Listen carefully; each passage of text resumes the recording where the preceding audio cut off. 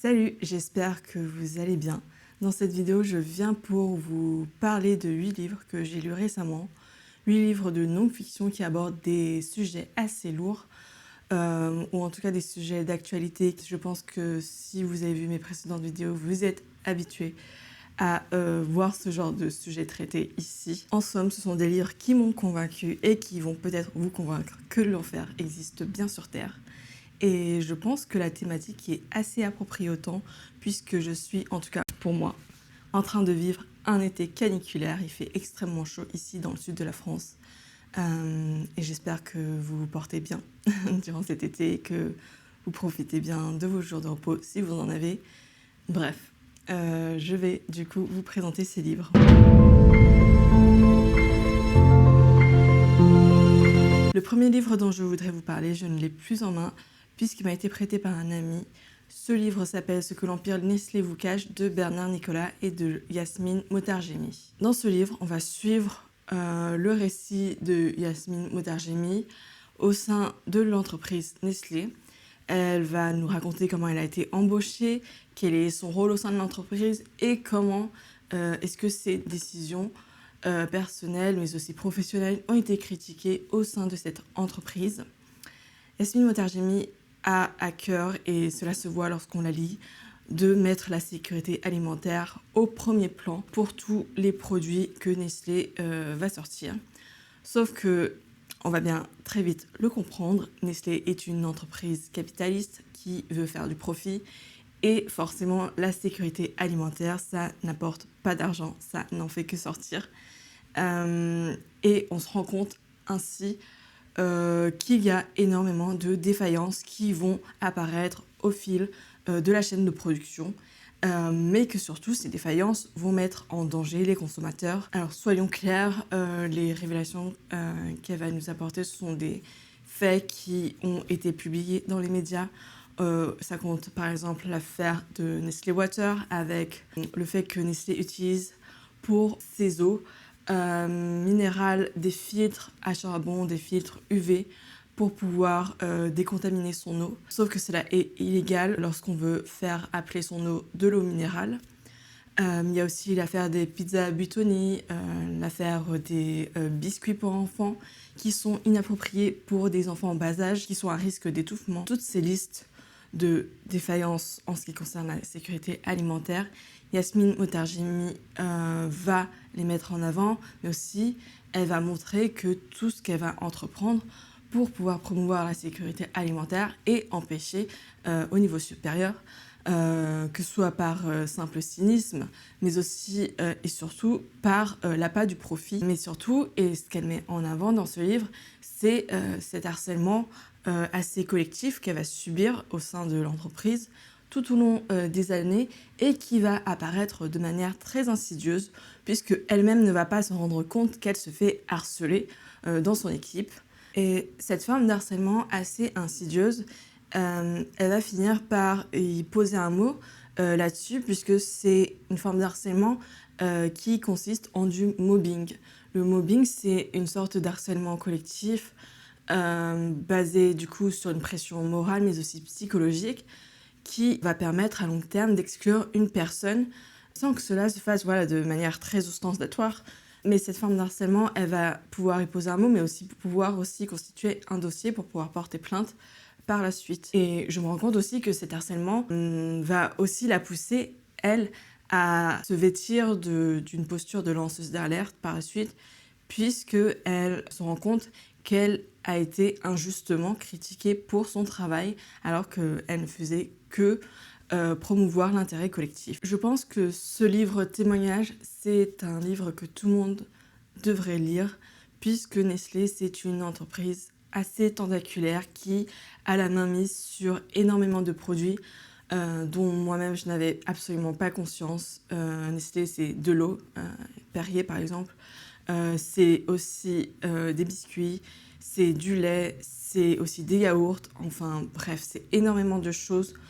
Et forcément, c'est une entreprise qui a énormément de pouvoir, qui a énormément d'argent. Et je pense que pour cette femme lanceuse d'alerte, c'est extrêmement difficile de porter plainte contre une entreprise C'est un peu un combat entre David et Goliath. On se rend compte qu'il y a une asymétrie de pouvoir. On ne peut que la soutenir, notamment en lisant ce livre et en partageant ce témoignage qui est assez intéressant mais aussi hallucinant lorsqu'on s'y pose.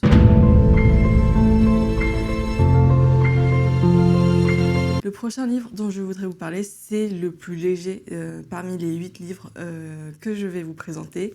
C'est Une histoire des haines d'écrivains de Anne Bockel et Étienne Kern. C'est un livre qui est exceptionnel si vous vous intéressez à la vie des auteurs, mais aussi à leur amour-haine. J'ai trouvé que c'était une approche extrêmement intéressante si on voulait en apprendre plus sur un auteur sans forcément passer par une biographie qui serait assez lourde et assez conséquente. Ici, on a plusieurs auteurs qui vont être connectés entre eux puisque dans ce livre, on va montrer quels étaient leurs liens, quelles étaient leur amitié ou alors leur haine. C'est vraiment exceptionnel si on veut en quelque sorte rentrer dans les potins de l'époque. J'ai appris beaucoup sur plein d'auteurs classiques français que j'admirais, que j'admire aussi pour certains encore, même après avoir lu ce livre. Ça va parler de Zola, de Victor Hugo, de Balzac, de Sainte-Beuve, de Proust aussi, et même de Rimbaud. On a même des pages succulentes sur Sand et la façon dont Victor Hugo a commenté la sortie d'Indiana. À un moment donné dans le livre, il y a un critique littéraire qui va enfoncer le roman Indiana de Sand. Et Victor Hugo, il ne va pas du tout apprécier qu'on complimente l'œuvre de sa rivale en quelque sorte, Sand. Il va d'ailleurs dire au critique littéraire, qui est Jules Janin, « Comment, Polisson, tu prétends qu'Indiana est le meilleur des livres? Et le mien donc? Prends-tu donc Notre-Dame de Paris pour une putain ?» Voilà, c'est pour vous dire à quel point le niveau de haine était poussé à cette époque. Ça m'a assez choquée. C'est un livre du coup extrêmement plaisant à lire, extrêmement drôle, tellement parfois les affaires et les discordes entre les écrivains sont tellement puérils. Il y a aussi un passage intéressant du livre qui parle du positionnement des auteurs au sein de la littérature en termes politiques. Certains auteurs voient la littérature comme un art qui doit être détaché de tout mouvement politique ou en tout cas de toute promotion d'idées politiques. On pense par exemple à Flaubert ou encore à Baudelaire, mais certains auteurs comme Vallès, comme Zola, pensent que la société doit être inclue dans les livres et notamment les questions sociétales, mais aussi tout ce qui en découle, les mouvements politiques, doivent aussi être inclus dans la littérature. J'ai trouvé cela extrêmement intéressant de voir leurs avis, leurs opinions divergentes. Ce livre, ça permet aussi de faire descendre les écrivains de leur piédestal, puisque ce sont des êtres humains qui ont des émotions et qui vont aussi avoir leurs vices. Voilà, j'ai trouvé ce livre extrêmement drôle, extrêmement intelligent. Vraiment, j'aurais aimé que ça fasse bien plus de pages pour pouvoir voir un peu les coulisses de mes auteurs préférés.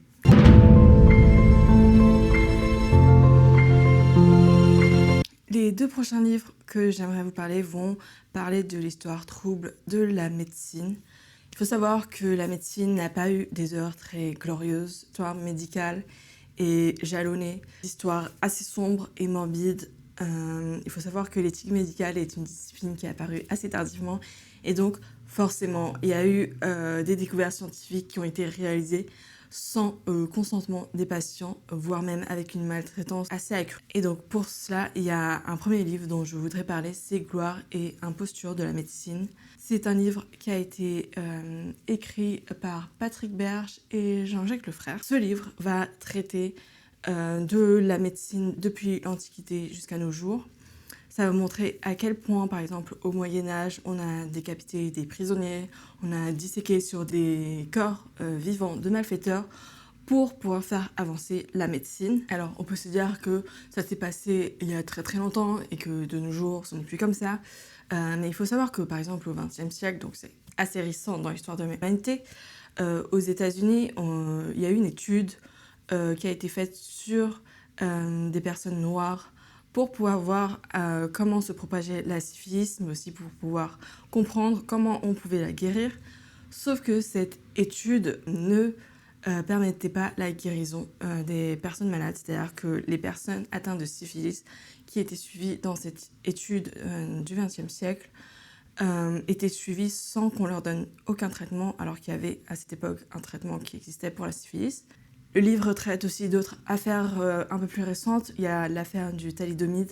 C'est un médicament anti-émétique, donc anti-vomitif, qu'on donnait au XXe siècle, même au début des années 2000, il me semble, à des femmes enceintes pour qu'elles évitent de vomir. Sauf qu'on s'est rendu compte que ce médicament était tératogène et qui provoquait des malformations pour les enfants qui allaient naître. Sauf que cet effet secondaire, même on peut dire cet effet indésirable, cet effet était connu de l'entreprise qui mettait en avant le médicament du Mediator. Et en plus de traiter de ces affaires assez connues que sont le Mediator, l'affaire du sang contaminé, etc., le livre va mettre en avant certaines figures médicales assez connues qui cependant ne sont pas du tout recommandables de nos jours. Je pense par exemple à Alexis Carrel, qui est un chirurgien vasculaire extrêmement reconnu de son temps et qui a reçu un prix Nobel concernant ses avancées en chirurgie vasculaire. Cependant, c'était aussi un énorme eugéniste qui promouvait une médecine raciale. Cela montre à quel point la figure du médecin n'est pas forcément une figure d'autorité dans tous les domaines. On peut être extrêmement compétent dans un domaine et extrêmement nul dans un autre. Cela me fait penser aussi à un autre médecin français qui a eu un prix Nobel concernant le VIH et qui a dit d'énormes bêtises lors du Covid. Mais bon, passons. C'est juste un livre qui permet en tout cas de voir et de se rendre compte à quel point le monde médical n'est pas parfait et qu'il y a tellement de choses à apprendre et à remettre en question que même de nos jours, il faut toujours être vigilant lorsque des autorités dans le monde de la santé vont vous dire des choses. Il faut garder un esprit critique et aussi mettre en avant l'éthique médicale qui, à mon goût, est apparue bien trop tardivement dans l'histoire de la médecine et qui devrait être enseignée maintenant partout à tous les futurs médecins.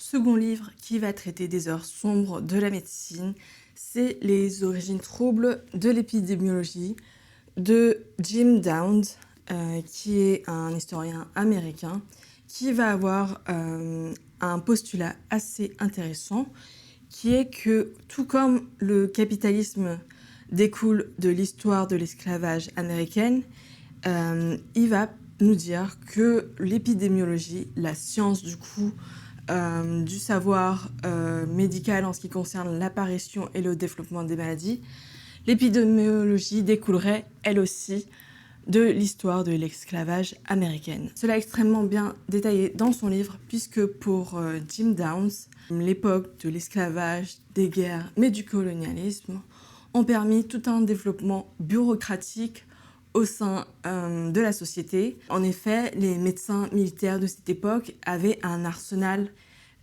extrêmement important en termes de logistique. Ils avaient des moyens humains, mais aussi des moyens économiques qui faisaient qu'ils étaient disséminés un peu partout et que forcément cette bureaucratie permettait non seulement de cartographier des maladies, mais aussi de recenser des chiffres, des faits concernant le déplacement de ces maladies, comment elles se propagent, comment aussi elles peuvent être guéries. Tous ces moyens-là de cette époque permettaient à la science médicale d'avancer. Et ce qui est intéressant, et ce que dit l'historien, c'est que la science médicale de cette époque ne justifiait pas forcément l'impérialisme. Mais par contre, l'impérialisme et le colonialisme à cette époque-là permettaient au monde médical d'avancer. Il y avait en quelque sorte un mal pour un bien, si on peut le dire. Ce qui montrait, c'est que les médecins militaires à cette époque n'étaient pas forcément empreints de biais racistes, empreints d'un colonialisme forcené. C'était des médecins tout de même qui avaient à cœur de soigner les gens. Et on pense par exemple au médecin qui a découvert le scorbut, lorsque les esclaves étaient enfermés dans leur bateau et qu'il avait découvert que ces esclaves-là mouraient parce qu'ils avaient un manque de nutriments, un manque notamment en vitamine C, qui faisait qu'ils développaient le scorbut, qu'ils avaient les dents qui se déchaussaient, qu'ils saignaient. On voit ainsi que l'esclavage a permis à des maladies d'être découvertes, mais aussi a permis le traitement de ces maladies. Et cela, on va le voir pour le scorbut, mais aussi pour d'autres maladies comme le choléra, comme la variole. D'ailleurs, fait intéressant pour la variole, il y a l'histoire de cet esclave Onesimus, si je ne me trompe pas, qui était un esclave de Boston et qui a montré à son maître la technique de la variolisation, qui consistait à prélever du pus chez un patient malade de variole pour pouvoir l'injecter dans la peau d'une personne saine pour pouvoir l'immuniser contre cette maladie. Cette pratique était par contre vue par les personnes blanches comme une pratique ancestrale, un peu arriérée et africaine qui n'a pas de fondement scientifique et donc qui était plus du côté de la tradition, du côté de l'irrationnel, alors qu'en fait elle était basée sur une pratique qui certes était ancestrale, mais qui avait produit ses effets et qui protégeait effectivement bien les gens de la maladie. On voit donc qu'il y a aussi ce transfert de savoir entre les personnes racisées, les personnes minorisées, avec les personnes du coup dominantes dans la société. Ainsi, c'est aussi un essai qui va mettre en avant la parole des personnes dont on n'entend absolument pas la voix, puisque souvent les rapports scientifiques vont être écrits par des personnes qui vont détenir le savoir et pas par les personnes qui vont subir les expériences, qui vont justement être analysées, être mises dans des études pour pouvoir être étudiées. Et forcément, cet essai est intéressant de ce point de vue-là, puisqu'on va aussi voir et entendre la parole des personnes concernées, donc des personnes malades.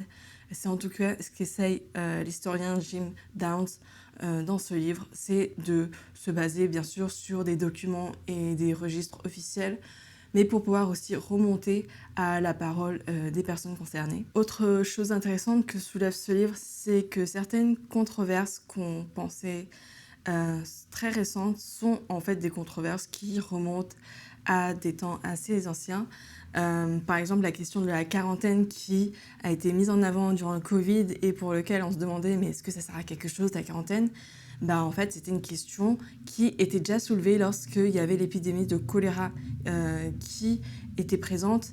Des médecins étaient par exemple pro-quarantaine, tandis que d'autres disaient que ça ne servait à rien pour pouvoir lutter contre le choléra. Ce sont du coup des questions qui reviennent forcément avec l'apparition de nouvelles maladies. Il y a aussi l'histoire de la médecine qui est extrêmement bien retracée et qui va aussi mettre en avant cette opposition entre des médecins qui étaient plutôt pro-contagionnistes et donc qui pensaient que les maladies venaient de la transmission entre êtres humains de façon rapprochée, tandis que d'autres pensaient que les maladies venaient du milieu et de l'environnement des personnes. Aujourd'hui, quand on lit ce genre de polémique, on se rend compte que les deux versions sont valides, c'est-à-dire que certes, les maladies viennent parfois de la contagiosité et du transfert de maladies d'êtres humains entre êtres humains. Cela vaut plus pour certaines maladies que d'autres, bien sûr, mais on se rend compte aussi que le facteur environnemental joue un rôle essentiel dans la propagation de certaines maladies.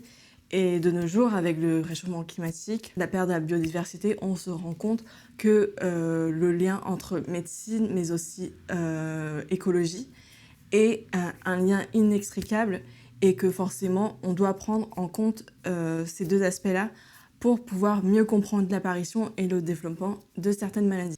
D'ailleurs, si vous vous intéressez au lien entre l'environnement et la santé, il y a un pan de la médecine qui s'appelle la santé planétaire. Il y a aussi plein d'autres noms qui est donné à cela, mais qui va justement mettre en lien la médecine avec l'environnement pour montrer à quel point l'environnement va jouer un rôle important dans la propagation de certaines maladies.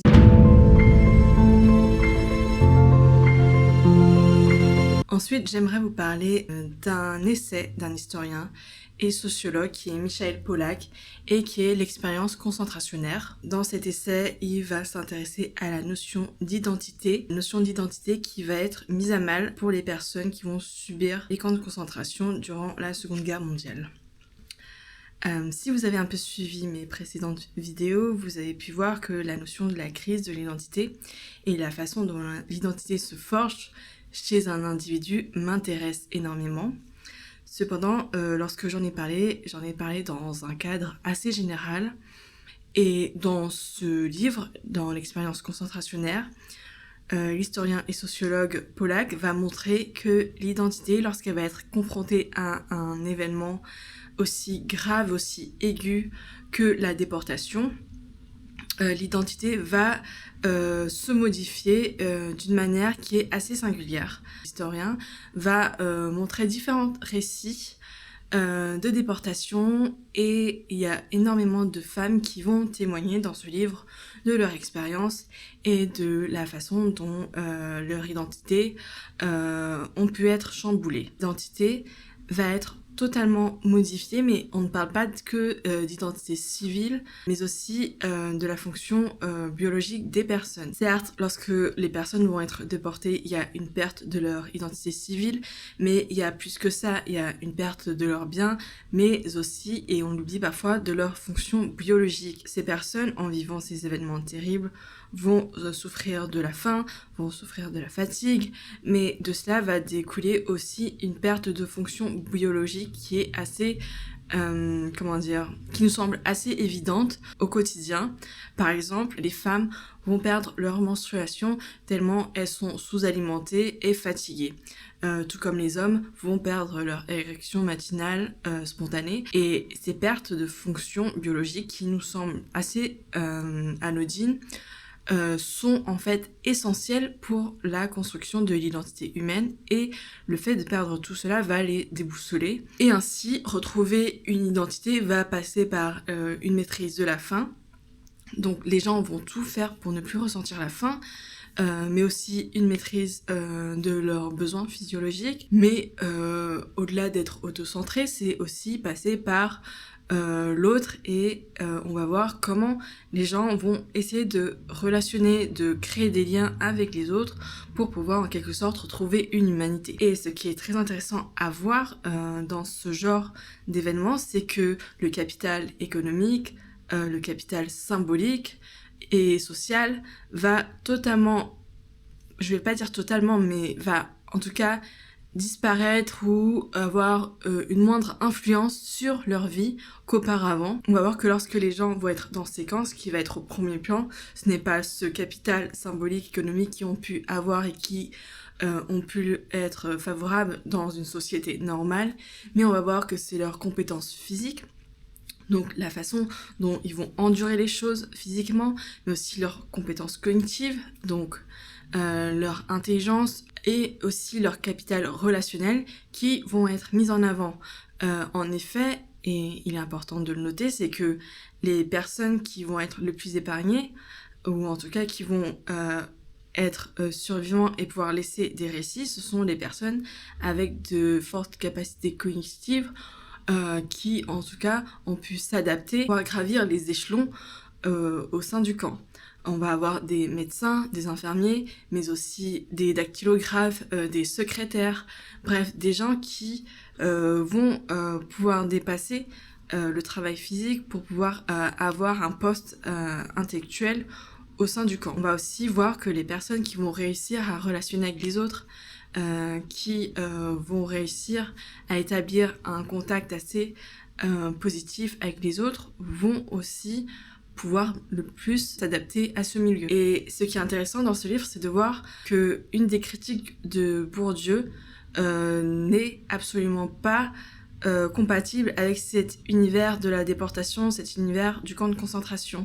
En effet, Pollack va montrer que Bourdieu critiquait les interactionnismes, un courant de la sociologie qui montrait que l'individu influençait sur le groupe tout autant que le groupe influençait sur l'individu. Sauf que pour Bourdieu, ce type de théorie ne marchait pas dans une société institutionnalisée, dans le sens où l'institution avait une place assez importante dans la vie des individus, en tout cas assez importante pour pouvoir forger une part de leur identité.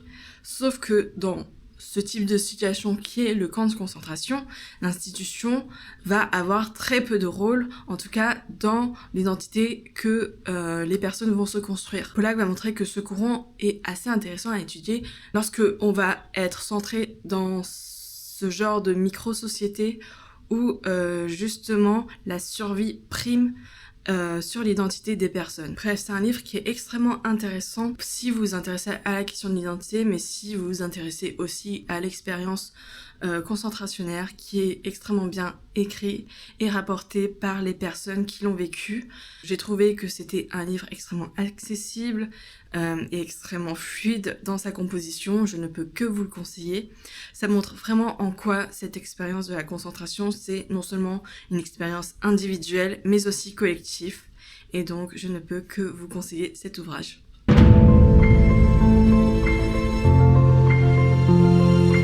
Ensuite, j'aimerais vous parler d'un ouvrage qui est un peu moins facile d'accès, je trouve. C'est Ce que la Palestine apporte au monde.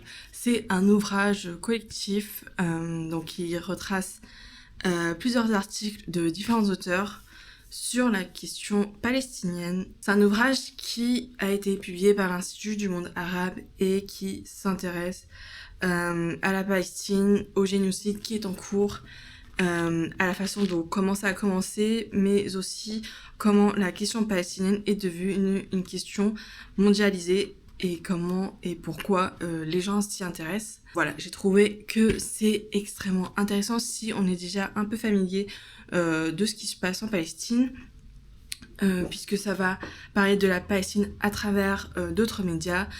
En effet, ça va parler de photographie, ça va parler de musique, ça va parler de la façon dont les Palestiniens s'occupent au quotidien, notamment avec les parcours. Donc ce sont ces genres de courses d'obstacles dans la rue que vont vivre certains Palestiniens. Ça va aussi parler de géographie et de comment le fait de cartographier va servir les Palestiniens, mais cela peut aussi les desservir à long terme. Enfin bref, c'est extrêmement intéressant, riche. On entend plusieurs voix sur la Palestine. Ça montre aussi comment le mouvement BDS, donc de boycott envers Israël, est né et comment il est essentiel de continuer à agir au quotidien. Même si voilà, vers la fin, j'ai trouvé que les articles n'étaient pas, assez bien agencés. Je trouvais qu'on passait très vite d'un sujet à l'autre. On passait d'un interview à un article un peu plus formaté. Enfin, j'ai trouvé à la fois que c'était très bien d'avoir une divergence de voix, une divergence de forme, alors que le fond part de la même chose, on va dire. Mais ça peut être assez indigeste si on lit les articles les uns après les autres. Voilà, c'est un ouvrage qu'il faut vraiment prendre le temps de lire, c'est ce que j'ai fait, mais je pense que j'aurais peut-être dû alterner avec un autre ouvrage parce que vers la fin c'était assez lourd. J'ai trouvé les illustrations dans cet ouvrage extrêmement magnifiques. Je vais vous montrer quelques pages, mais là regardez, c'est extrêmement beau. Au-delà d'être un ouvrage informatif, c'est aussi une œuvre d'art. Voilà, je ne peux que vous le conseiller. Et là, on a du coup une page sur le mouvement BDS.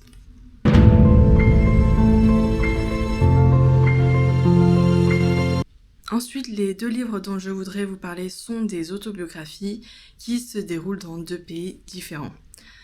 Le premier, c'est un Rohingya qui habitait en Birmanie, qui a écrit d'abord « Ils ont effacé notre nom ». Donc, il s'appelle Habibur Rahman. Et cette personne, en fait, a grandi en Birmanie, dans l'Arakan. L'Arakan, c'est un territoire en Birmanie où habite la minorité ethnique que sont les Rohingyas. Et à l'âge de 3 ans, Habibur Rahman a été en tout cas témoin de la perte de la citoyenneté des Rohingyas. Et il a très vite compris à quel point sa famille, mais aussi ses proches, vivaient une discrimination tel qu'il a dû s'exiler de son pays. Habibur Rahman va raconter la façon dont il a été très difficile pour lui de poursuivre sa scolarité qui lui a été chère puisqu'il a voulu être avocat comme le souhaitait son père, sauf que du fait de son origine, de son ethnie, il n'a pas pu poursuivre ses études comme il le voulait et a dû fuir la Birmanie. C'est un récit extrêmement important qui traite de la question de l'exil, de la question du génocide, puisque les Rohingyas sont une minorité qui vont être persécutés, mais aussi être enfermés, puisqu'ils sont considérés par la Birmanie comme pas assez birmans, justement. La Birmanie est un pays à majorité bouddhiste, et en effet, les Rohingyas étant musulmans sont vus d'un mauvais œil. Les Rohingyas sont d'ailleurs réquisitionnés pour pouvoir construire des temples bouddhistes et leurs mosquées sont d'ailleurs détruites par la police. Et ce qui arrive en Birmanie avec les Rohingyas rappelle bien sûr ce qui arrive en Palestine. Ces deux du coup génocides sont à mettre en parallèle, je pense.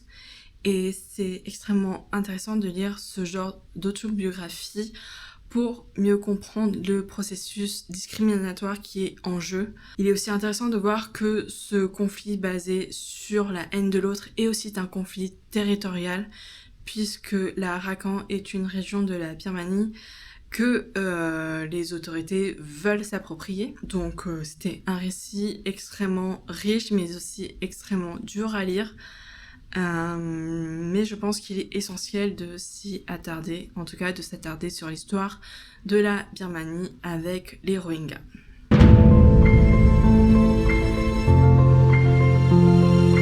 Ensuite, autre récit de génocide, de toute façon je vous avais prévenu, ça en était feel bad avec moi.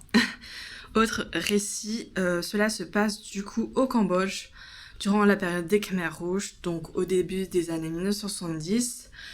C'est une autobiographie écrite par Malishwar qui s'appelle Le Serment, récit d'une Cambodgienne rescapée.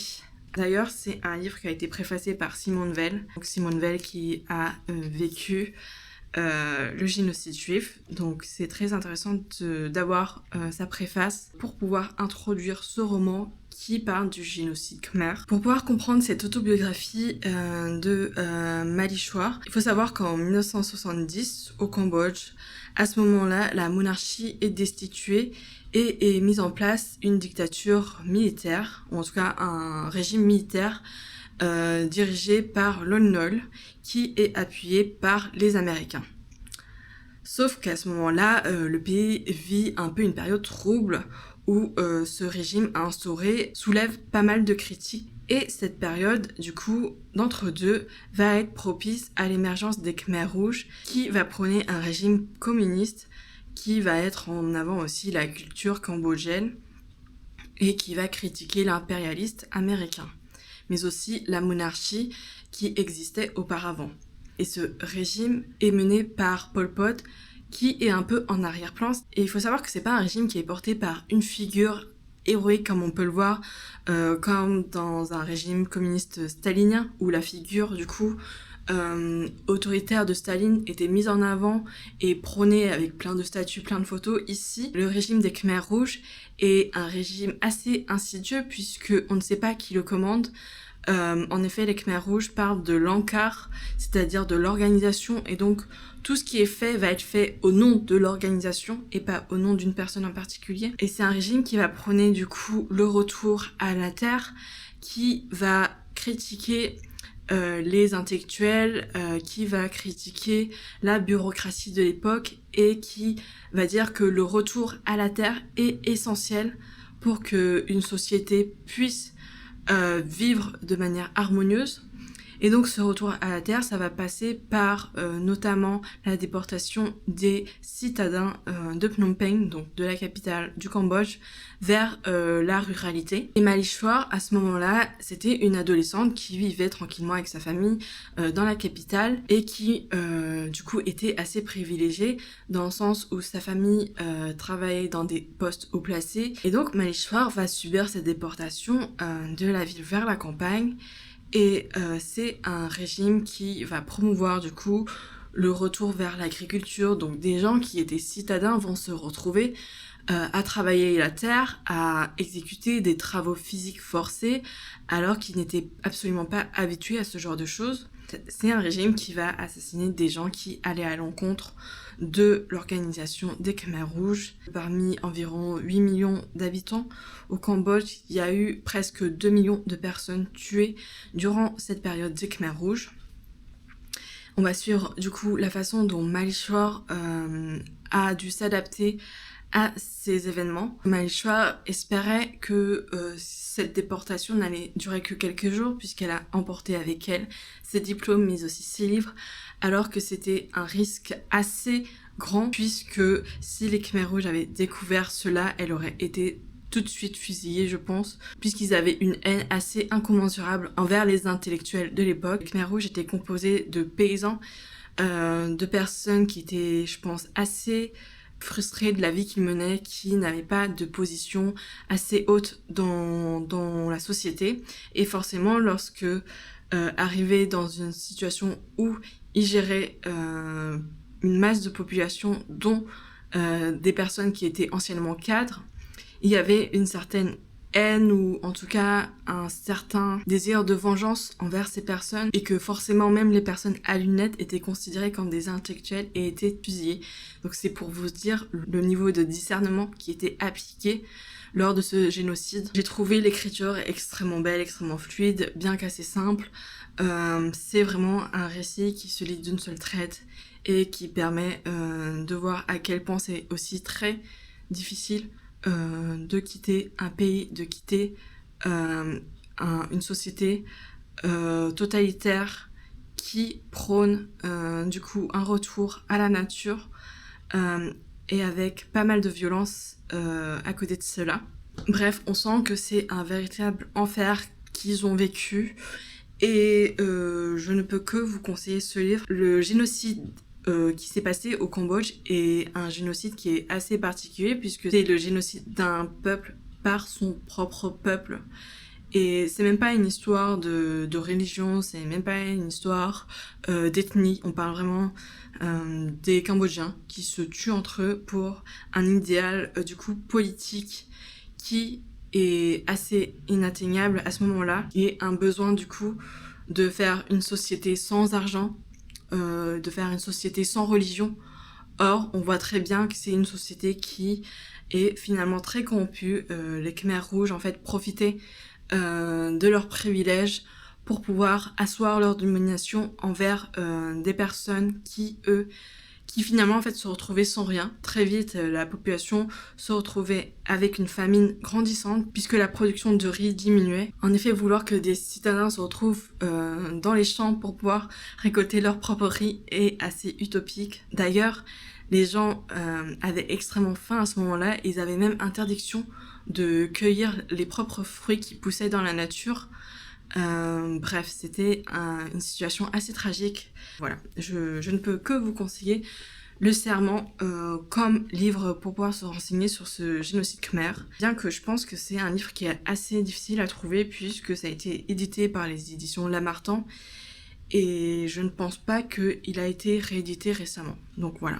Et voilà, j'en ai terminé en ce qui concerne les 8 livres. J'espère que certains vous ont donné envie et que je ne suis pas la seule à vouloir vivre un été feel bad, écoutez.